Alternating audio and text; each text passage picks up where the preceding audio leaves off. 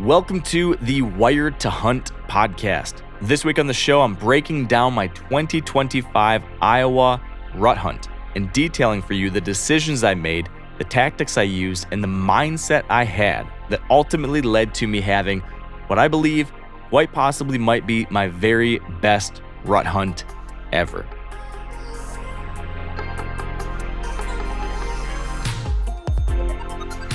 All right, welcome back to the Wired to Hunt podcast, brought to you by First Light and their Camo for Conservation initiative. And today it's just you and me, another solo episode, and I am doing a couple day after breakdown of my 2025 rutcation to Iowa. I've done this before. I've broken down specific hunts, especially ones that turned out well. They don't always turn out well, but this one did. I've got a successful rut hunting deer story for you today, and really an epic trip. As I mentioned in the introduction, as I drove home from this trip a couple days ago, I thought to myself, this is probably my most enjoyable rut hunt ever. This was my best rutcation to date.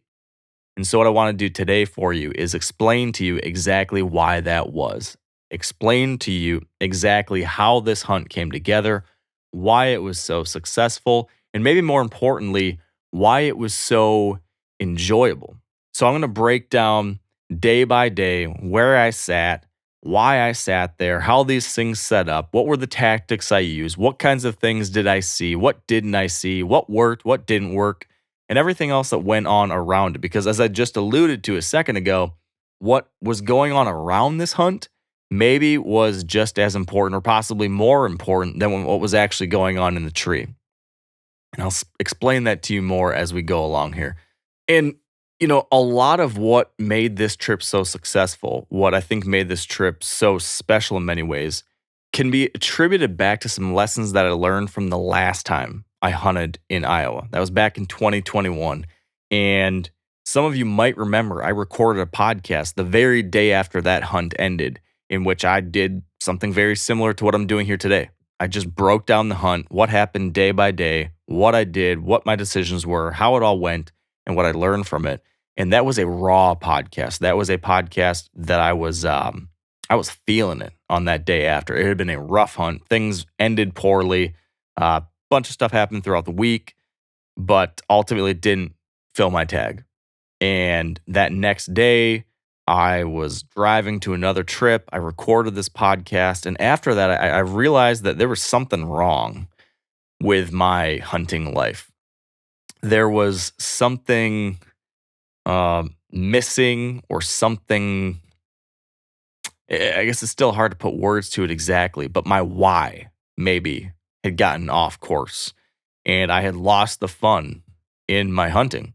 And eventually over the next year or two, if you listened to the podcast back then, you heard me kind of trying to work through that and trying to make sense of my hunting journey and where I was and why I was doing what I was doing and how I was doing things. And what I ultimately realized was that I had lost the fun in deer hunting because I was so obsessed with success, conventional views of success. I was so obsessed with killing the big buck. I was so obsessed with being a good deer hunter. And all of that led to me missing out on all the other good things around hunting that make it so special. An appreciation for the beautiful scenery, spending time with your family out there, prioritizing trips with your friends, participating in the fun camaraderie stuff that goes on around a hunt, going for a track job with a buddy during the middle of the day, or going out to lunch or breakfast after the morning hunt, or hanging out with friends afterwards, or whatever it is. I was so single-mindedly focused on doing everything I could to kill that big giant buck that everything else was pushed off to the side. And that was really epitomized by that Iowa trip. So what I want to do for you to set the stage for today's conversation is I want to give you a chance to listen to me back then, 4 years ago, 2021, Mark Kenyon, just after my last Iowa hunt. I want you to hear how I was feeling at the end of that trip. And I think that will provide a very interesting contrast to what you're about to hear from 2025, Mark Kenyon. So here's that excerpt from the end of my podcast breaking down my 2021 Iowa hunt. I'm honestly, I'm gonna go back. It's like, I'm embarrassed. Like, I'll tell you, like, just honestly, just being brutally honest with you, this is embarrassing. It's embarrassing that I missed a buck. It's embarrassing that I didn't kill a deer. It's embarrassing I spent 7 days in the best place in the world and couldn't get it done. It's embarrassing that, me, Clay, Tony, and Spencer were all on this hunt for this show. And Tony killed, Spencer killed, Clay killed. Who's the one guy that didn't kill? The son of a gun that hosts the Wired to Hunt podcast, this great big whitetail podcast. I'm supposed to be the guy that's supposed to get this done, and then I don't. So all of those things have been in my brain, and man, it sucks. But the one thing when I climbed out of the tree last night, I just said, I freaking gave it my all. I mean, I just did everything I could. I did not take a break. I did not take an easy route. Every time I thought, man, I got to make an adjustment. Every time I thought I got to take a long way. Every time I thought I got to go harder, longer, whatever. I did it. I gave it every damn little bit of myself. And I am whooped and tired. And, that's just how it goes sometimes. So I am going to try to sleep easy tonight in some kind of way, knowing that I left it on the court, left it all on the field, and that is just how it goes sometimes. That's right. That's life. All right. So as you heard there, I was down in the dumps. I was frustrated. I was upset. And much of it was because I was upset with myself for my performance in the field, how I actually executed in the moment, whether or not I killed a big buck, and if I had success, right? But as I alluded to a couple minutes ago, the more I thought about it, the more I realized that my discontent with the hunt actually had a whole lot to do with all the other things going on. Because during that hunt, you just know, I had a bunch of other buddies down there hunting the same area. I had 2 local friends who lived in the area who were hunting. My good buddy Josh was in town hunting as well, and some other local friends were there too. So everybody was enjoying their Iowa trip. They were going out and having a good time in the evenings, meeting up, having dinner, stuff like that. They were getting together for a late breakfast or lunch in the middle of the day. They were sometimes hunting together. They've got some ground blinds set up in some spots that multiple people can hunt together and have a good time. They were doing all those things, and I was not allowing myself to, because I thought, a really good DIY deer hunter isn't going to sit some ground blind that his friends set up for him. No, he's going to do it all himself. He's going to hunt from his saddle, and he's going to show the world that he's a great deer hunter himself. I wasn't going out for lunch with all the friends, because a really good deer hunter should hunt every single possible minute and should never take a break and should do everything he can to possibly, kill that big deer. So I'm going to hunt from dawn till dusk, and no sacrifice, no time off. Got to be out there. And there's just all these different examples of stuff like that. I refused to enjoy the hunt because I had to kill a big deer. And then ultimately, my friends had a great time. I had a miserable experience. They all ended up killing deer, and I didn't. And I started to think that maybe there's a connection there too. Not only was I making myself miserable, but maybe because I was miserable, I wasn't hunting as successfully as well. So all of these things, as I mentioned, led to some changes in my hunting style, led to some changes in how I'm prioritizing my hunts and my decisions, and ultimately led me to decide that when I ever returned to Iowa for another hunt, I was going to do things differently. And that's the trip that just wrapped up. So let's get into this trip. To kick things off, I did a scouting and shed hunting trip in the spring this year to this region of Iowa. I was going back to hunt in the same region where I had in the past, where my good buddies have some land and live close by, and wanted to spend time there in the preseason to enjoy the whole scope of things. So for the first time ever, I actually invited my family to come out and join me for one of these trips. I had my wife and my 2 boys come out for a spring shed hunting trip. Got together with my buddies and their families, got to, just have a good time out there, got to walk, got to, show the kids some antlers. They got to find some antlers, be a part of the process, see these places where I was going to hunt. Just had fun. And we ended up finding some antlers, and I got to learn a couple of these properties a little bit more too. Now, the two spots I was going to hunt this year would be one new spot, one spot that I hunted last time around. Um, Both of these properties are spots either owned or leased by my friends. A major element to this year's hunt is the incredible generosity of my buddies. Two friends in particular who have just been so kind and generous with providing, me somewhere to stay, providing somewhere for me to hunt, having spots, well set up, well managed, well taken care of. That they have been, very open and generous with myself and some of our other buddies, and letting us share these properties with them. So huge thank you to my pals Ross and Peter for being great friends over so many years and now being so generous with their hunting spots. They've got these incredible spots here in Iowa that they've shared with myself and several of our other friends, and we have all had so much fun because of that. This week being a terrific example of that. So we did the group shed hunt, came back out in the summer, did some work on these properties, helping out, hanging some stands, doing some scouting, doing some velvet footage, putting up trail cameras, the whole 9 yards. Again, just a really great excuse to get together with my best hunting buddies and see some deer, get amped up for the hunting season, establish what deer might be in the area. Found some really good deer near my buddy Peter's property that I was excited to hunt. Got some really great velvet footage that some of you might have seen on Instagram. But coming into the fall, we then started looking at trail camera pictures. And again, this is like a fun group activity because we're all kind of hunting together. We're sharing all of our cell cam pictures and texting each other when different bucks show up and talk about how old do you think this one is, or what do you think about this deer, or have you seen this deer in the past, and going back and forth and just having fun with it, not obsessing over, we have to kill this one deer, but just enjoying it and just getting excited about it. Ultimately, a couple weeks before I was going to go to hunt, we decided we're having a hard time keeping track of what deer was what.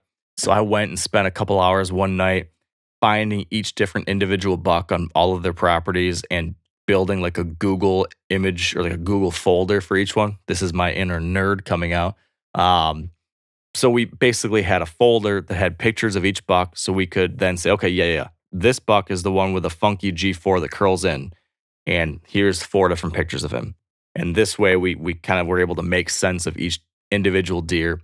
And then we decide, we're going to put names on these deer so we know how to, talk about them, but we're going to do it in kind of a stupid way. And in a long roundabout way, we ended up deciding to theme all the names of the deer this year around types of bread. So really dumb, but ended up being very funny because now we've got deer like sourdough, pumpernickel, French baguette, hamburger bun, pancake, Kirkland signature, just a bunch of ridiculous names that every time you say them, you laugh to yourself about how dumb it is. And that ended up making the whole thing pretty funny too. So we've got this whole list of deer that have been showing up on these properties. They're named after types of bread. I think that very well sets the theme for the trip because it was a lot of ridiculousness. It was a lot of fun and a lot of laughs. And it seemed appropriate that when we talk about any one of these bucks, we don't take ourselves too seriously in doing it because we're referencing, we're going to go in there and try to hunt hamburger bun. So that was how the hunt began. Day one, I drove up on Halloween and was going to be staying at my buddy's place. He's got a house out there on one of these properties that he shares with all of our hunting buddies, so we can all camp out there, hang out, have fun in the evening, and have somewhere to sleep. So got to the clubhouse. Ross was going to hunt with me on day one. We were going to go in for a hunt in one of these ground blinds that he had set up that, 4 years ago, I would have said, no, I can't do that. That seems, not DIY enough or something. But this hunt, this time the goal was to just enjoy the whole experience. And that's something I probably should have set up at the beginning. My plan here, my goal here for this hunt was not that I had to kill some big giant buck, not that I had to prove myself in hunting any particular way. My goal was simply to enjoy the Iowa experience to its fullest. And what did that mean? That meant, number one, having a really good time with my good buddies. Number two, that meant letting myself enjoy the week without the pressure and expectations of having to kill a giant buck. I did not go into this having some kind of arbitrary, it's got to be this big kind of thing. I did not go into this believing, I got to kill this one deer. It was just, let's go there. let's see Iowa at its best, right? When you go to Iowa, you want to be able to see some mature bucks. You want to see some rutting activity. You want to see some fun stuff that maybe you're not normally going to see, back home in Michigan where there's not as many mature bucks. So I wanted to not rush things. I wanted to see the show and do the fun, dumb stuff that all my buddies get to do, but I would never let myself. So hunt the ground blinds, hunt the box blinds, go in for lunch, do some drives looking for deer, do all the fun stuff that's not just sitting in a tree and making myself miserable. So that was the goal. And we started out with this first night hunt in this really nice little corn food plot tucked into the timber. There's standing corn behind us. There's some knocked down corn in front of us. Our ground blind is tucked into that corn, just a dynamite setup. And sat there that night, just having a blast. Me and Ross were telling stories, laughing probably too loud. Ended up seeing a bunch of deer come in towards that last hour of daylight, including a really nice 3-year-old buck, that buck that we called Kirkland after the Costco bred. And super nice 3-year-old deer, I think a 9-pointer with a little sticker off his G2 on one side, and got to just watch that deer out in front. That was one deer that we'd agreed, like, hey, he's a young one. He'll be great some other year. Would love for that deer to be around for Ross and other people to hunt in the future. So that was a deer I wasn't going to go after, and I was perfectly fine with that.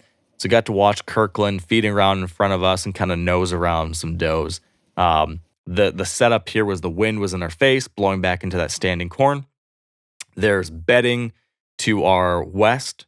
So what we imagined happening was that there would be bucks and does on these ridge points, and the does would come off of these points, feed into that cornfield, and hopefully some of these bucks would cruise through, checking the does. And that's basically what happened. We saw a handful of young bucks, that really nice 3-year-old, and that was the night. Day 2, we decided to go back in and actually hunt that same spot one more time because it had actually been blowing up on trail camera. The big mature bucks had been hitting this corn plot in the mornings, especially actually. Coming back in late morning and checking for does and hitting this scrape tree that was out there. And so we thought, well, let's give it one morning hunt.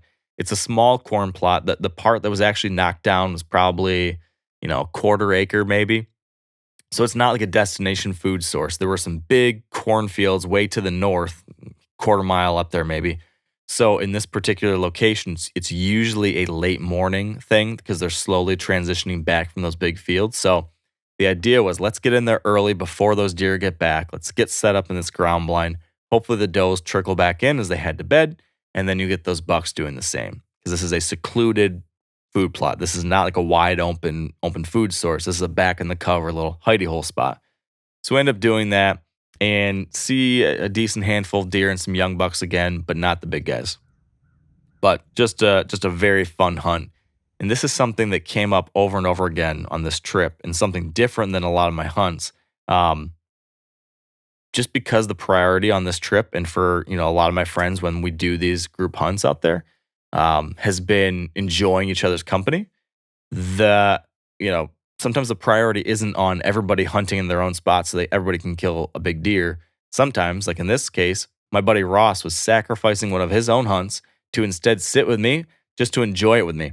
And, get to share some stories and get to see the deer together. And maybe he could, get to be there, watch me kill a deer, all that kind of stuff. So that made for a really fun hunt. And it was something that we ended up doing later that day. We came in at midday, had coffee, had lunch.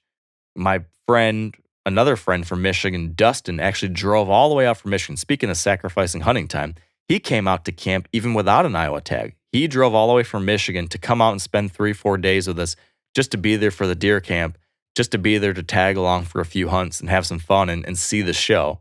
So Dustin and I went and hunted on another one of these properties. We hunted another blind overlooking a really cool kind of a larger interior food source surrounded by, again, these like high fields with big ridges all around them that drop down to some thick, nasty bottoms.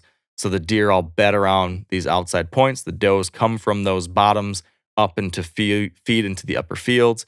You've got bucks that are then cruising the edges of these ridges. And then the evenings, they pop up and check those fields for does. So the evening hunt was hunting one of these blinds overlooking this other interior food source. And at this point, day 2, I'm just going to kind of want to get a lay of the land, see what stuff looks like. and also just get a sense of what's happening. So some observation type sits was what I was trying to do with these. And this one in particular was exciting because even though on this property, Pete's property, there weren't a whole lot of mature bucks showing up anymore on camera the last month or so, the standing corn was getting combined right then. So when the corn comes out, oftentimes that shakes things up. You start to see new deer, or the deer that are there are more visible in daylight because they're forced to be in the timber or in, the open now. So we hunted this blind, actually put my Dave Smith buck decoy out in front of me just in case we could get something in sight and rattle or call him in. And me and Dustin just had a great time. Again, telling stories, watching things, catching up on life. Ultimately, we saw two of the better bucks on this property, but both of them were like three, maybe four at the oldest, and none of them came in range. But very fun hunt. Saw a bunch of deer. There was some chasing. There was actually some rattling success. I rattled, and one of those nice bucks, one we called sourdough, and then another younger buck actually came running in as I was rattling, but they stopped at about 150 yards out. They ran for maybe 300, got to like 100, 150, and then just kind of moved off cruising in two different directions. Fun hunt, no success that day. Day 3, now we're getting into the point where I'm starting to get a little bit more serious. Those early hunts were low impact, observation type sits. I really didn't want to force things too early. Like I said, I wanted to enjoy the Iowa show. It would be a little bit disappointing probably to show up and kill on the very first day and be done. So I didn't mind that I was kind of hunting this outside in kind of way. But day 3, decide, okay, it's time to get a little bit more serious and punch in there. And so I moved into one of the better spots on that first property. This is a really cool location that uses terrain to funnel deer in and around a bunch of doe bedding. So you're layering like the two core principles of hunting the rut into one spot. So if you can imagine, this is an area with a bunch of different ridges and points all extending down to this bottom. So there's like a ridge, and then imagine almost like 3 big ridges, like an E pointing down into the bottom, right? And at the top of that E, if you imagine, like, I guess it's more like an M because the M is pointing down, right? At the top middle of that M, all 3 of those points kind of come together in this spot. And I was sitting in that spot. There's a little bit of a saddle. 3 of these points all kind of come together up at the top here. And in addition to that, my buddy who owns this property had cut some paths through all the thick stuff too. So there's a mowed trail down one of the points. There's a mowed trail that leads to another point, and there's a mowed trail that cuts down into a ditch where there's a crossing leading over to the other point. And then at the hub of this wheel, in the middle of this, he has a scrape tree that, as I showed up and saw, was just pounded by deer with bucks making scrapes there. So really a dynamite set, and a location that, you could see deer cruising through and visiting at any point in the day. And then off one of those points within sight, not the one I'm sitting on, but like the top of that M is where that corn plot was that I hunted on day 1. So I could see some of that from where I was at. So I can see to this little hidey hole food plot. I can see down to the bottom of the M, down at the bottom where, that's like this low area where it's really hard to hunt because of swirling winds, but that's like where a whole lot of travel converges to. So I could see down there and call to anything, but up high on the M at the top of that hub, I can have that safe wind and still take advantage of a lot of that. So I get in there early in the morning. Just as I'm almost done getting set up, I hear ch, ch, ch, ch, and a buck comes walking right in underneath me to that scrape tree. I had taken my bino harness off because I was putting on my main jacket. And in doing that, I hung the binos up off to my side. So that buck walked in when I didn't have access to my binoculars, but just with bare eyes, and it was dark still, I could just see this huge frame, and he just destroyed that scrape tree, and I could smell him. You could smell the rut musk stink on this deer. So that was an exciting start. Had a second buck coming behind him. This one was maybe like 110 inch buck, and he looked dinky compared to that first one. So knew there was a good one in the area. Knew that, the 2 best bucks on this particular property were in the zone. They had been showing up on camera a lot in recent days. The buck that had been at that corn plot most often the last week was this deer we called Hamburger Bun. and he's just a giant 10-pointer with a split brow tine and a big hook kind of flyer off his, I guess it'd be his right side. Looked like a 160 class buck, big bodied. And I got to thinking that might have been the deer that came in before daylight, just based on the way the frame looked. So I was excited as it became daylight, and right away, just buck after buck cruising through. And it seemed like I was on the X. Like almost every buck that came through would cruise up one of these points and go through that hub of the wheel right in front of me. Or a couple times, just for fun, like I saw a 2-year-old or a 3-year-old buck, I would do a little grunt and they would come and that would suck them in right to there. So I felt like unbelievably confident in this spot. I think I saw 6 or 7 different bucks that morning, maybe 2-year-olds, 3-year-olds, year-and-a-half-olds. Just an awesome Iowa morning, the kind of morning you dream of. Cold, crisp, a lot of deer moving, a lot of deer in range. Got to watch a bunch of nice, like I said, young bucks just ripping up that scrape 15 yards in front of me. Very enjoyable. I came in, I hunted till I guess 12:30 or so on that day. And again, this is where I think what I tried to do on this trip differently than other years was that I tried to balance hunting hard still and putting in the time and being out there, but at the same time, still trying to enjoy yourself and be a part of the camaraderie side of things. So I told myself I wasn't going to hunt every day all day. I was going to take some days, come in at midday and enjoy the thing with everybody else. So on this particular day, I hunted till 12:30, snuck in. It was a spot where I had the right access to be able to exit without spooking anything. So I thought, okay, this is a perfect time where I can slip out the back door. Nothing will know I'm gone. Nothing will know I'm coming and going. Went back to the clubhouse, had coffee and lunch with the guys, had a good laugh, enjoyed ourselves for an hour and a half. And then I grabbed my gear, snuck back in, was back out there by 2:30 or so. Get back in that same tree. I all just get everything all set up and then look way down there in the bottom of this, creek bottom down there. And I see something moving around. Pull up my binos. I see a doe, see another doe, and then I see antlers. Pretty quickly, I see it's a big buck. And then I realize it's Hamburger Bun, the number one deer. And he's back there bumping around this doe. I watch him for a while, and she eventually takes him up off the other side, up the ridge on the opposite of my kind of ridge top I'm on, and off out of sight. Very exciting, though, to see the number one buck, the big guy, with a doe in the area. The afternoon progresses, and other young bucks are bumping around down there, and then I see another set of big antlers. Pull up my binos, zoom in there, assume it's the same buck, but it's actually the number 2 deer. It's the other really big deer in the area. And this is a deer that did not have a bred name at first. This deer originally was called Nut Kicker because my buddy originally said this was a deer that they thought we should not shoot. And so the joke was that if you shoot this buck, it's a nut kicker. So at first he was calling it that deer, but by the time this got around, my buddy got to the point where actually, hey, we're supposed to be having fun. Kind of back to my same thing. My own journey is a journey that I think my buddy who owns this property has been going through himself in many ways, learning to not be so stressed out about big deer, not be so stressed about whether or not you kill the big one, but instead sharing the good times of other people, enjoying the process, enjoying these friendships that form around hunting. And so in doing that, he has made the incredibly generous choice to share this property with myself and some of our other friends. And also, realize like, hey, every deer doesn't have to get 5 or 6. Like it's okay if we shoot a really good 4-year-old or something like that. And so this deer ended up being one of those deer that was like, maybe he needs another year, but at the same time, gosh, he's a giant.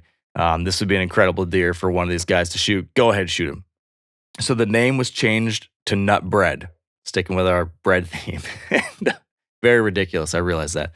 So Nut Bread is down there following a doe, and I'm texting with my friend and just confirming, like, are you sure this is a deer you want me to shoot? He's like, yeah, shoot him, absolutely. So I call to him as he's coming up. Let me take it back. He's following this doe up the hill. Then the doe breaks off of him, and he does not follow the doe for some reason. Now he's on his own, kind of angling in my general direction, but it looks like he's going to move off down this point in the other direction. So I give him a grunt, and that turns him and he starts coming my way. This is like a 150 something to 160 type, big, huge, clean, typical, but taller and tighter than the other one.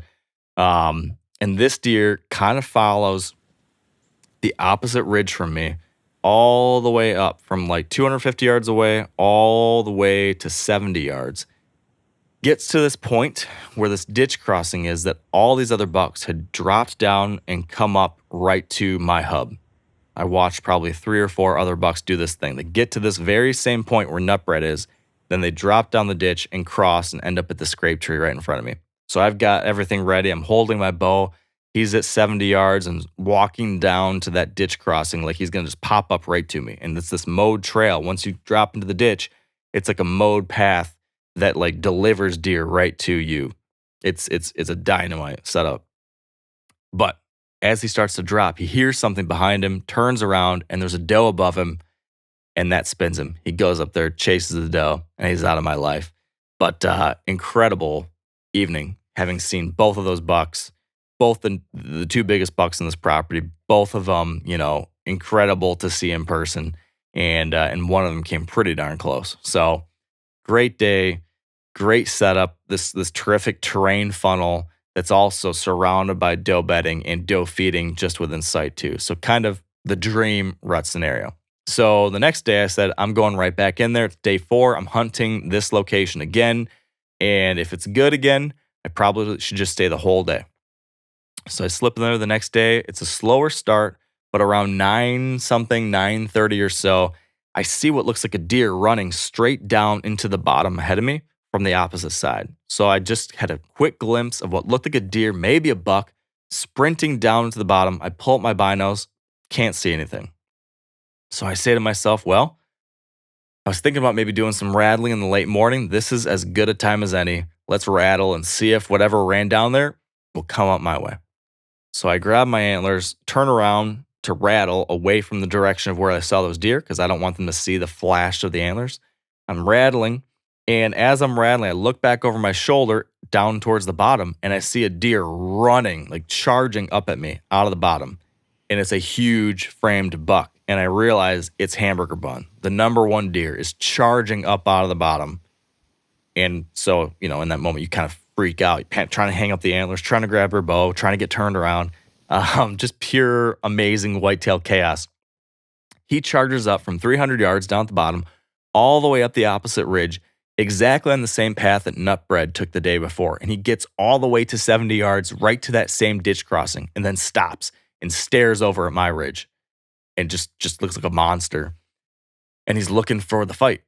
And he just sits there and stares and looks and looks and looks and looks. And then finally, he didn't see the other bucks. And so he turned around, started walking away. I tried to give him a call or two, but he wasn't having it. He just started trotting back the way he was going. So he runs back down the hill, runs up my point, and then does like a big circle and circles downwind of me, eventually going out of sight. But I was a little worried in the back of my mind, like, oh crap, he probably circled downwind of me, out of sight, maybe winded me, probably winded me. Maybe that's the end of the day. Like maybe that's the end of this buck encounter. He's going to catch on to me and be out of here. So super exciting encounter, but sort of disappointing that, didn't ultimately come together.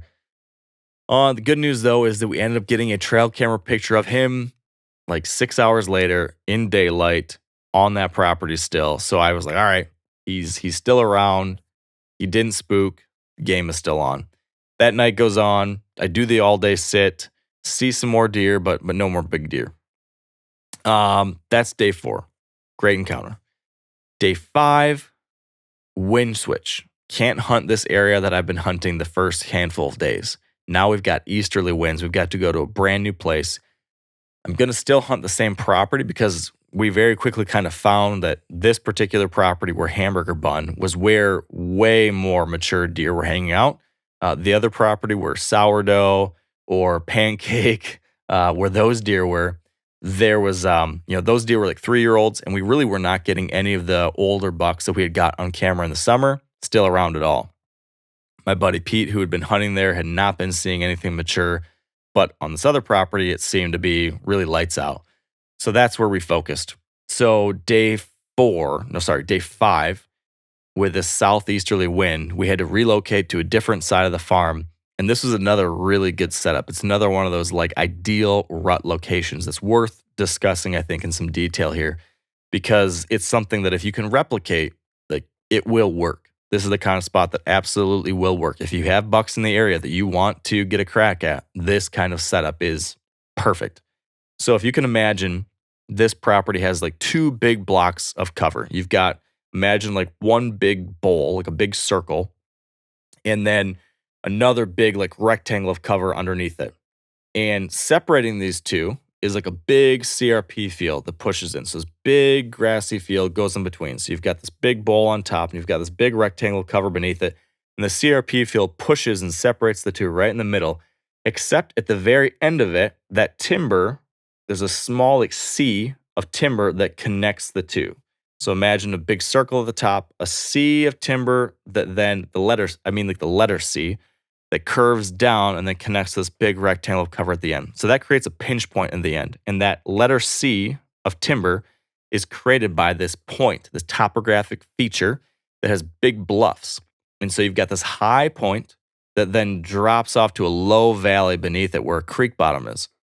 So where we were set up was at the head of that pinch, right by that big bowl. So there's a big circle, which is basically timber that then gets low on the bottom, and on the edges of that is dough bedding all around it, and then the pinch right there leading to the bottom.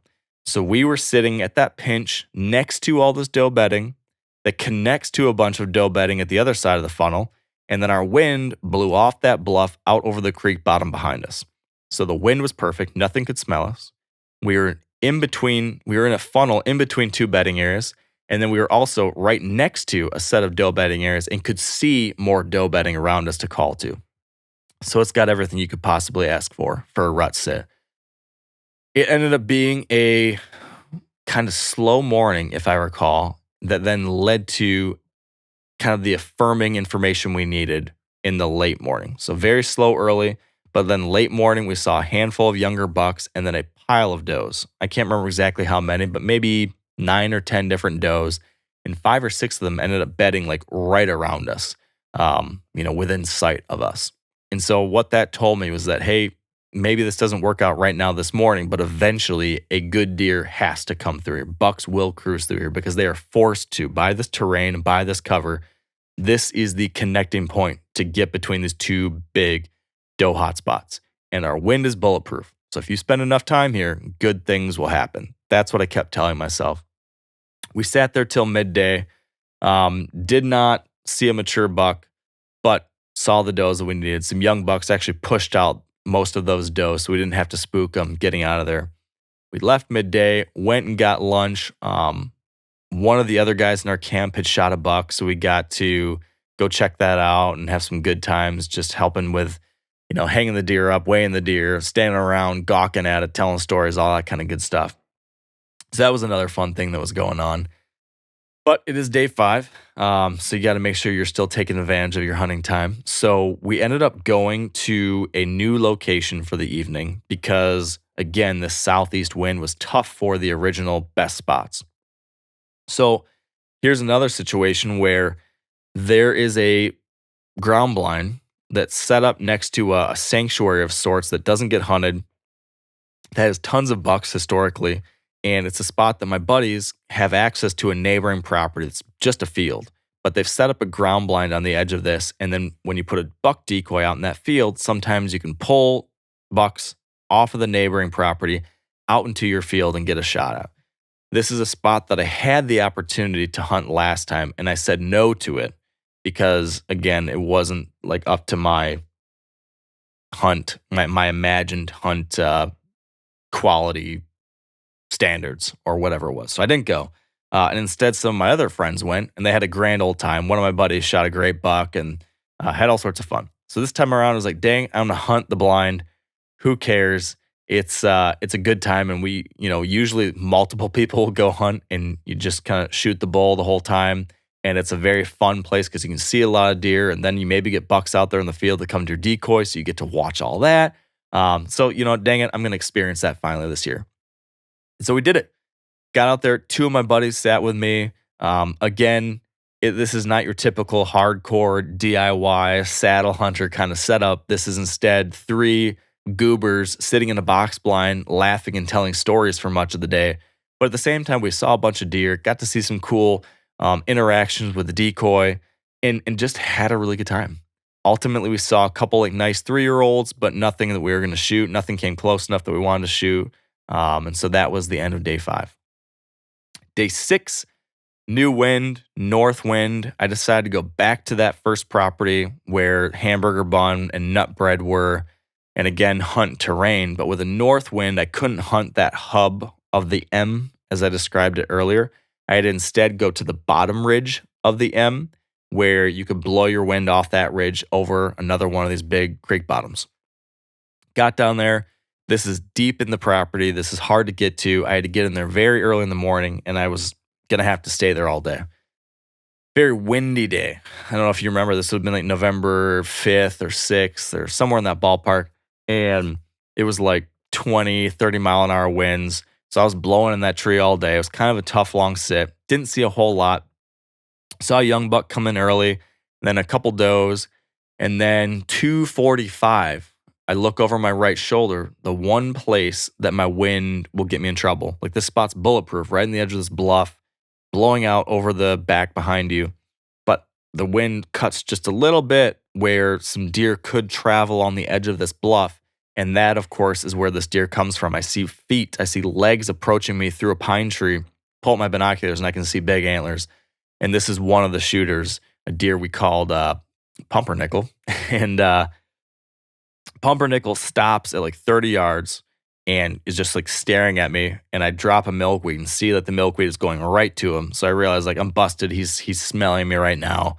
I sat here all day long. And then the one time you see a buck, of course, he has to come to the one like 5-degree area where I'm vulnerable from a wind position.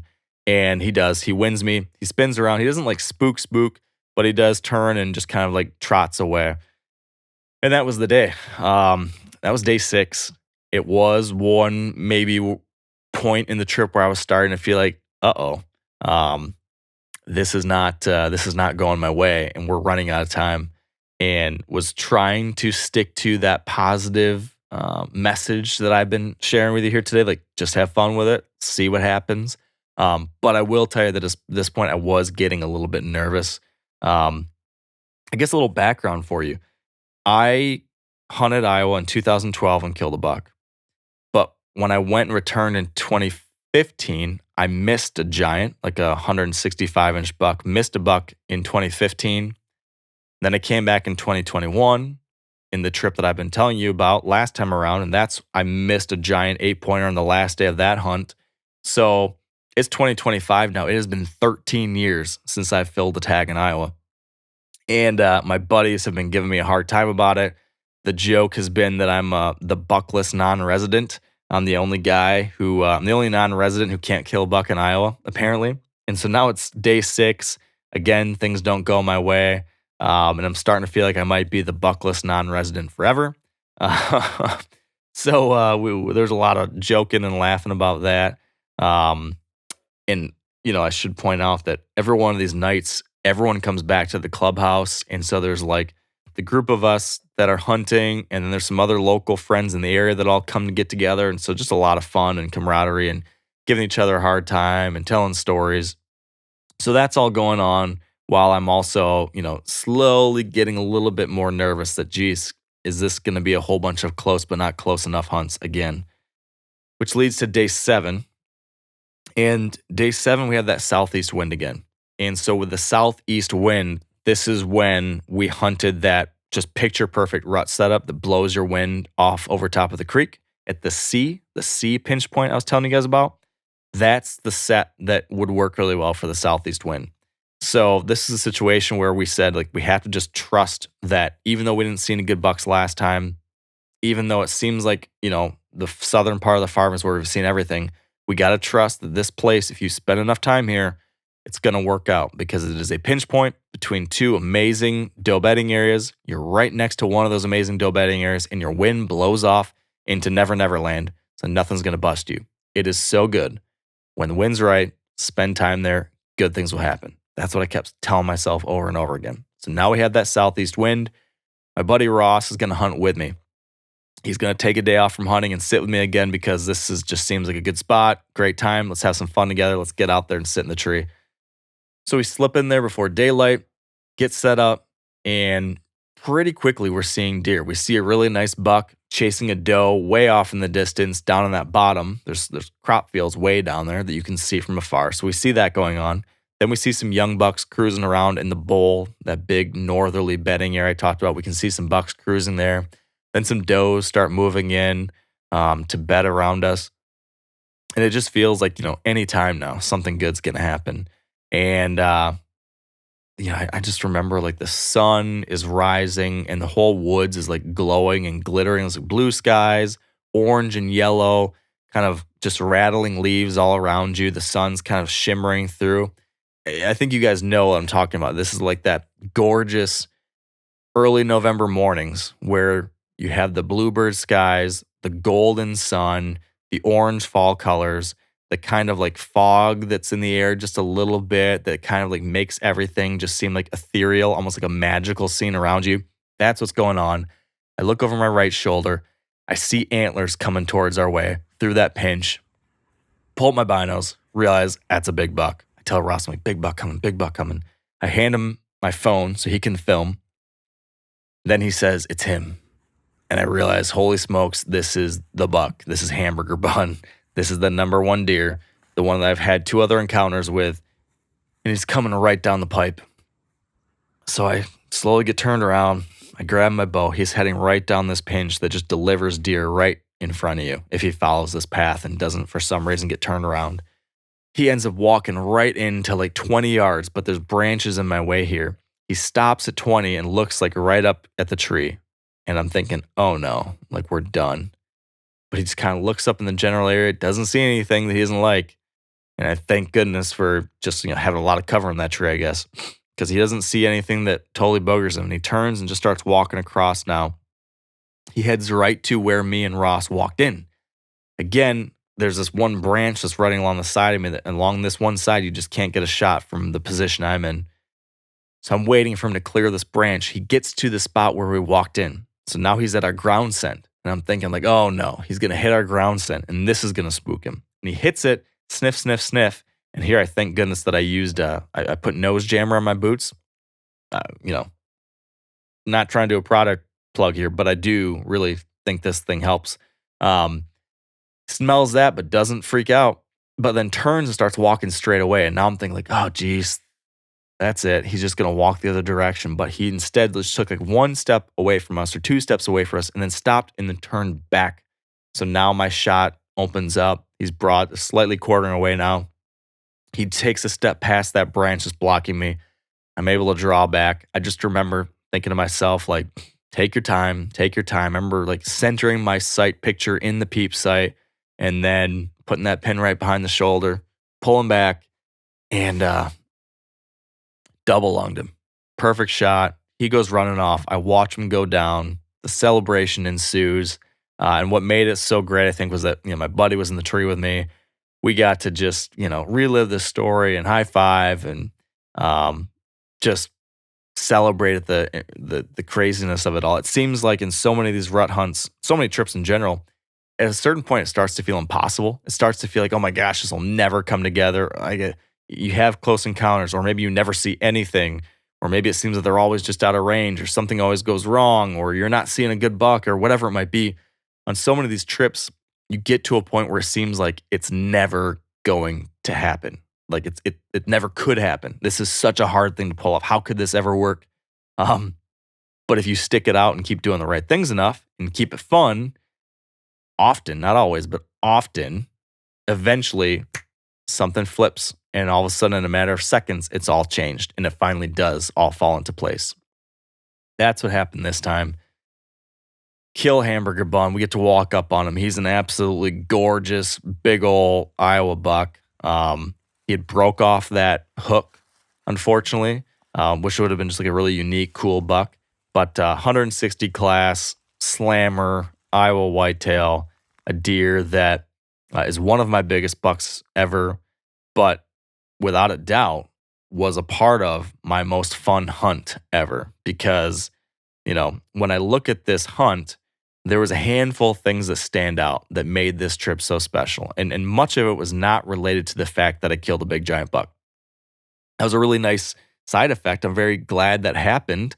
But I still think I would look at this trip and still rate it as incredibly successful and fun, even if I didn't kill this deer because of everything else. I think one thing that I did much better this time than I've done on previous trips, especially to Iowa, is balance. I really wanted to focus on balancing the experience in, at times hunting really hard, at times hunting all day, at times, putting in the serious hours because that's the name of the game in the rut is time in the field, is grit, is toughness, is just being out there, hunting hard, right? So you got to do some of that.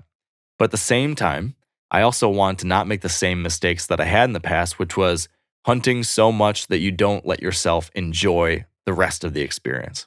And so that's why I came in for some lunches. That's why I went out for breakfast one day. That's why, I, hunted the spots that maybe I wouldn't have hunted in the past. I hunted the tower blind. I hunted the box blinds. I went out and brought friends with me. Those things probably did not help me have a better chance of killing a deer, right? More scent in the air, more chance for movement. But dang it, we had so much fun. We had so many good laughs. The experience was so much better because of it. This was an opportunity to really enjoy the companionship of some of my best hunting buddies out there in an incredible place, chasing an incredible animal, and getting to share that with a friend or a family member makes it so much sweeter. And I allowed myself to do that this time. And I think that made a huge difference. That made this so enjoyable. I also had trust this time around. I tried to not make the mistake that I've made many times as a hunter, and that is to constantly second guess your decision making, constantly debate, well, should I have been here or here, there or there? Was this the right spot? Was that the right spot? I shouldn't have done this. Because I at least know I'm a very analytical person. I'm constantly like hyper analyzing everything. And that can help me in many cases, but it can also hinder me because it can just lead to this constant decision making stress and worry over your decisions. Like, did I put myself in the best possible place? Or should I have moved there? Or should I have rattled here and not rattled there? Whatever it might be. This time around, I tried to make a good decision and then trust that. Trust the decision, trust the spot, and then just release yourself from worrying after that. Like we made the decision, now let it be. It is what it is. Now just enjoy it. So I remember a couple different times, where I start having that creeping feeling of, oh, geez, I should have done something different. Or, oh, geez, should I do something different? And I would just remind myself that, hey, chill. You're supposed to be enjoying this. Enjoy the experience. Like take a deep breath, close your eyes, listen to the wind, smell the fresh air. Take a look at the sun shining through the leaves and just like enjoy this thing. Enjoy it. Stop stressing. Just enjoy it. Trust what you did. Let it play out. Handful of times, I think that really helped me. I think another thing is that I released myself from expectations.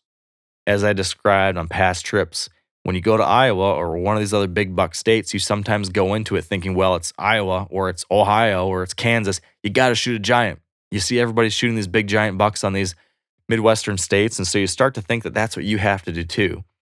So because of that, you put a lot of pressure on yourself. You pass a bunch of bucks maybe that you normally wouldn't want to pass. You force yourself to do things maybe that you wouldn't normally do because you got to shoot that giant. And so you're so worried about shooting that giant that again, you don't do the fun stuff. You don't spend time with your friends. You don't come in and do some stuff. Maybe your buddy shoots a buck and you don't go on the blood trail because you don't want to miss one possible minute in the tree. I've made that mistake in the past. I wasn't going to do it this time. So I came in with modest expectations. My expectations, my goals, like I've said earlier, it was not to kill a 170. It was not that I had to kill a 6-year-old. It was not that I had to kill the number one target deer. It was, I want to have fun. I want to, experience the full Iowa experience, and I'd like to shoot a mature buck. And that was it. And just let be whatever is going to be. And because of that, I had so much less pressure, so much less stress during this trip. I just really tried to enjoy it. And yeah, at the end, I did start having some of that creeping worry come in. That's hard not to have at least a little bit. We did joke a lot about how I was going to be the buckless non-resident forever. And maybe I was just cursed. But at the same time, it wasn't so serious and so worrisome that I was actually miserable. I have been actually miserable on some of these past hunts where I'm so obsessed with the outcome. I just need to enjoy the process. That's what I was doing this time around, and it helped a ton. Ultimately, what it came down to, though, is I think because of the fact that I came in with those expectations, because of the fact that I balanced things, because of the fact that I trusted in my decision making and didn't stress too much, and then finally, I prioritized my friends and the camaraderie and the whole experience of being there with these good buddies. Because I prioritized that over these other things, I just had a damn good time. We laughed so much. We have so many amazing stories to share now. We have so many experiences that I'm going to look back on fondly forever. The buck almost comes in second to all of that. But I do think that I ultimately had success and killed a deer because I was enjoying myself so much and was not as stressed and not as worried as I would have been in past years, that I was able to just let the hunt come to me. I was able to trust in the process. And finally, when the things actually lined up, I was in the right place, trusting a spot where we had not seen a big buck yet, but trusting in the spot. I was hunting with a friend. We were having fun. And we trusted that eventually good things will happen if we keep it fun, if we keep doing the right things well enough. And sure enough, day 7, the fates aligned and things happened. And yeah, I killed a great deer too, which is a hell of a bonus. Tremendous trip. The perfect opposite, like the mirror opposite of the last time I was here in Iowa. And I think a reflection of maybe some personal growth and some important lessons learned that I think helped me not only have success, but also enjoy this hunt and made this my best rut hunting vacation ever.